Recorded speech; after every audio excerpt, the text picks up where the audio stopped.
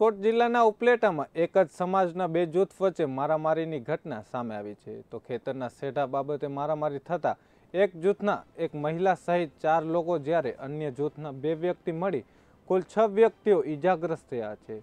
તો લાંબા સમયથી બંને જૂથો વચ્ચે ખેતરના સેઢા બાબતે તકરારો ચાલતી હતી, જેને લઈને બંને જૂથોએ સામસામે પાઇપ, ધોકા અને ધારદાર હથિયારથી હુમલો કરતા અફરાતફરી મચી જવા પામી હતી।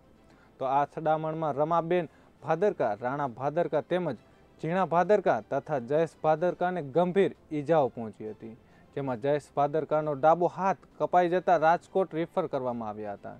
જ્યારે સામા પક્ષે સવદાસ ભીંભા તથા તેના પુત્ર રામ ભીંભાને માથા અને હાથમાં ઈજાઓ પહોંચતા ઉપલેટાની ખાનગી હોસ્પિટલમાં સારવાર અર્થે ખસેડવામાં આવ્યા હતા। તો આ બનાવની જાણ થતાં જ ઉપલેટા પોલીસે ઘટના સ્થળે પહોંચી વધુ તપાસ હાથ ધરી હતી।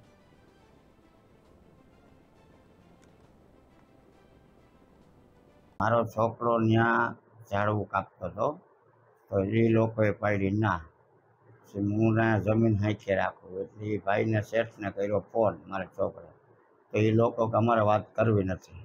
પછી મારા છોકરા મને ફોન કર્યો કે કાકા તમે અહીં આવો, આ લોકો મને ના પાડે।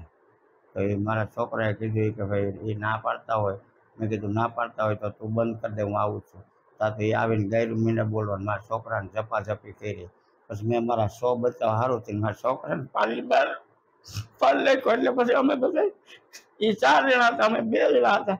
તો મને કુવાડેલો ઘા માર્યો, હાથમાં માર્યો લાકડી, મને પાડી નાખ્યો। પછી મારા રામને લાગ્યું વાહામાં ભરોડું ઉઠી ગયું, એમાં બૈડો સોલાણ થઈ ગયું, માથામાં માર્યું લાકડું તો પાડી નાખ્યો। એ ભાઈ ઝાડવા કાપતો હતો, ઝાડવા આ ભાઈના હતા, એ ભાઈની જમીન નથી, રાઈ ગયેલા। એ ભાઈને મેં કીધું તું કાપ્યું તો તારા શેઠને આવવા દે, પછી તારે તરિયેથી કાપવા એટલે છૂટ છે। તો કે ના મારે કાપવા છે, બધી મારું છે આમ ને તેમ। પછી અમારા છોકરાને ગાય બોલ્યો હતી, એમાંથી માથાકૂટ થઈ, અમારી પાસે કંઈ હથિયાર હતું નહીં। પછી એની પાસે પાઇપ હતો, છોકરા પાસે કુવાડી હતી, દીકરા 2